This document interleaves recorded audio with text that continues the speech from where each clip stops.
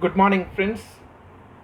Another important change made by GSTN for declaration of specified services which is being supplied through e-commerce operator in GSTR 3B.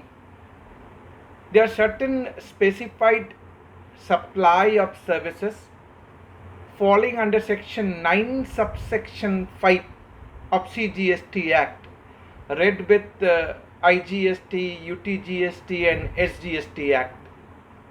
What are those specified supply of services?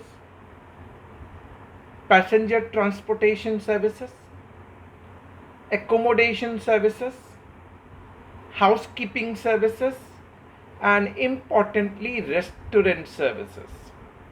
And restaurant, we know that if it is being supplied through e-commerce operator like Zomato and Swiggy, whether such restaurant are registered or unregistered, e-commerce operator has to discharge GST liability, and for restaurant it is 5% with no ITC and compulsorily to be paid in cash. सो आपको मालूम है section 9 subsection 5 of CGST act में कुछ specified services हैं. कौन कौन सी? Accommodation services, housekeeping services, passenger transportation services and restaurant services. Restaurant services बहुत इंपॉर्टेंट है. From 1 January 2022 the date it is applicable. Restaurant registered है या अनरजिस्टर्ड है, अगर ई कॉमर्स ऑपरेटर के जरिए अगर सप्लाई की गई है लाइक जोमेटो, स्विगी और कोई भी other platform, e commerce operator के जरिए अगर सप्लाई की गई है, then that is chargeable in the hands of e commerce operator Zomato and Swiggy. Rate क्या होगा? 5% विथ नो ITC. और ये सारा का सारा इस ई कॉमर्स ऑपरेटर को इन कैश पे करना पड़ेगा.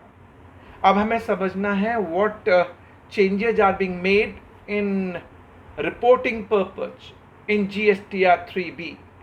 क्या चेंज किया गया, ये समझना हमारे लिए बहुत ज़रूरी है. देखिए, जब रेस्टोरेंट अनरजिस्टर्ड है, मान लीजिए because of threshold limit, and such restaurant are supplying through e-commerce operator, तो e-commerce operator को 5% का GST रेस्टोरेंट सर्विसेज पे करना पड़ेगा.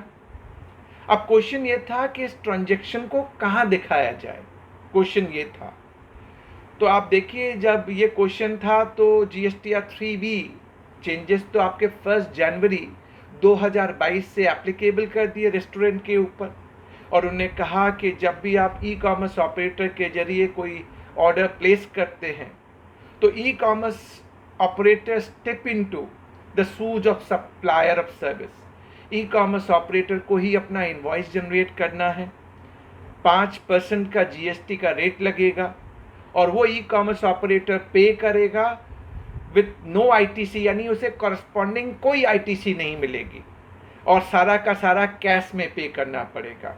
तो आपका 1 अगस्त 2022 से इन्हें क्या चेंज किया, जो GSTN कॉमन पोर्टल ने GSTR 3B में एक चेंज किया और उन्हें कहा कि अब ट्रांजैक्शन को रिपोर्ट कैसे करना है.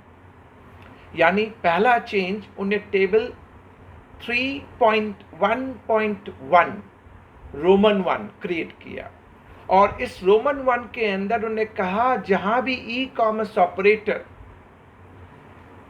GST पे कर रहा है for specified services falling under section 9 subsection 5 of CGST act, वो ट्रांजैक्शन ई कॉमर्स ऑपरेटर को टेबल 3.1.1 रोमन 1 में दिखाना पड़ेगा. यानी अब उनको टेबल 3.1 ए के अंदर नहीं दिखाना स्पेसिफिकली टेबल 3.1.1 रोमन 1 में दिखाना. जहां भी ई कॉमर्स ऑपरेटर 5% का जीएसटी रेस्टोरेंट का चार्ज कर रहा है, चाहे वो सप्लाई अनरजिस्टर्ड रेस्टोरेंट से ली गई है या रजिस्टर्ड पर्सन से ली गई है, जहां पे ई कॉमर्स ऑपरेटर को जीएसटी चार्ज करना है 5%, यानी उसको टेबल 3.1.1 रोमन 1 में दिखाना है। पहली बात, I was on A point के व्हेन अनरजिस्टर्ड रेस्टोरेंट है, ई कॉमर्स ऑपरेटर के जरिए सप्लाई कर रहा है, तो ई कॉमर्स ऑपरेटर चार्ज करेगा। व्हाट हैपन अगर रजिस्टर्ड रेस्टोरेंट है और रजिस्टर्ड रेस्टोरेंट ई कॉमर्स ऑपरेटर के जरिए सप्लाई कर रहा है, तो भी in both the cases whether unregistered or registered supplied through e-commerce operator for specified services falling under section 9 subsection 5 e-commerce operator को जीएसटी पे करना पड़ेगा, चार्ज करना पड़ेगा, और उनको फर्निश करना है टेबल 3.1.1 रोमन 1 के अंदर। अब आप समझिए कि जो रजिस्टर्ड पर्सन है, रजिस्टर्ड रेस्टोरेंट है और वो ई कॉमर्स ऑपरेटर के जरिए सप्लाई कर रहा है, तो उसकी जो ट्रांजैक्शन है, दो तरह की ट्रांजैक्शन उसके पास होंगी। एक ट्रांजैक्शन होगी कि वो अपने ही स्पेसिफाइड प्रेमाइसेस से रेस्टोरेंट सर्विस दे रहा है, अपने ही प्रेमाइसेस से। सो अब वो अपने ही प्रेमाइसेस से अगर पे कर रहा है और रेस्टोरेंट सर्विसेज दे रहा है, तो वो उसके हाथ में, रजिस्टर्ड पर्सन, रजिस्टर्ड रेस्टोरेंट के हाथ में टैक्सेबल होगी, वो ई कॉमर्स ऑपरेटर के हाथ में टैक्सेबल नहीं होगी। तो यानी वो इस ट्रांजैक्शन को टेबल 3.1.a में दिखाएगा, जहां पे वो जीएसटी डिस्चार्ज करेगा।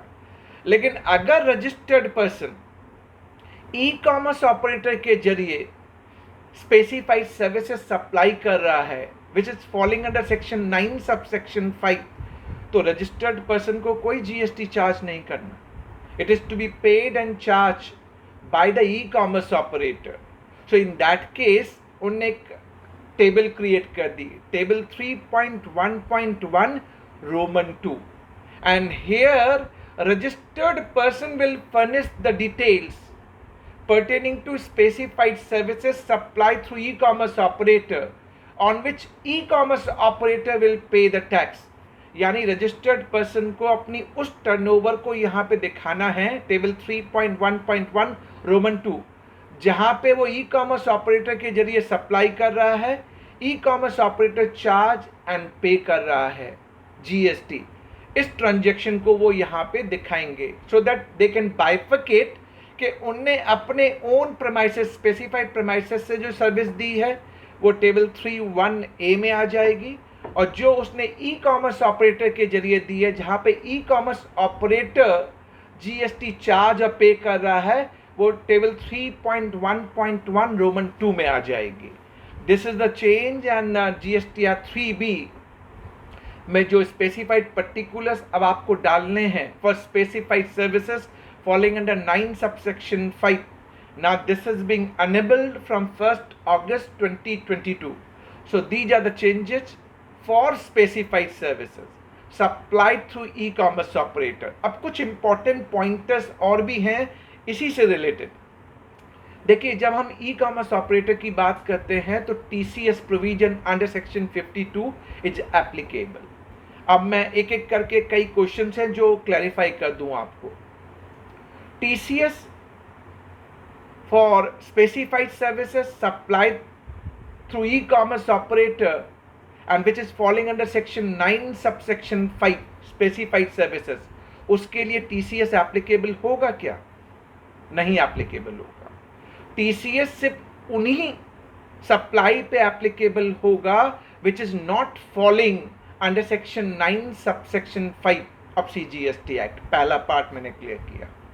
दूसरा पार्ट, अगर आप टैक्सेबल पर्सन हैं जीएसटी में और आप अनरजिस्टर्ड हैं, मान लीजिए रेस्टोरेंट का केस ले लेते हैं, आप अनरजिस्टर्ड हैं, अब आप ई कॉमर्स ऑपरेटर के जरिए सप्लाई कर रहे हैं, तो ई कॉमर्स ऑपरेटर तो जीएसटी चार्ज करेगा 5% का और पे भी करेगा इन कैश।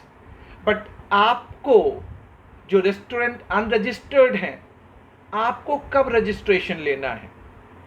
थ्रेशोल्ड आपको कैलकुलेट करना पड़ेगा ना, अपना थ्रेशोल्ड 20 लाख की जो लिमिट है जो आपको कैलकुलेट करनी है, कैसे करेंगे आप?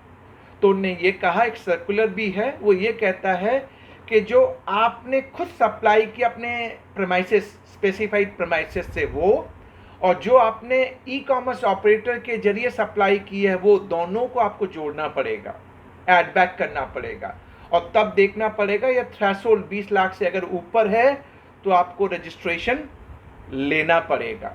अब तीसरी बात मैं आपसे कहूं कि ई कॉमर्स ऑपरेटर का मैंने आपको बता दिया टीसीएस कब लगेगा। अब ई कॉमर्स ऑपरेटर के लिए कोई चॉइस है क्या थ्रेशोल्ड लिमिट की फॉर रजिस्ट्रेशन? सर कोई चॉइस नहीं है, कंपल्सरी रजिस्ट्रेशन।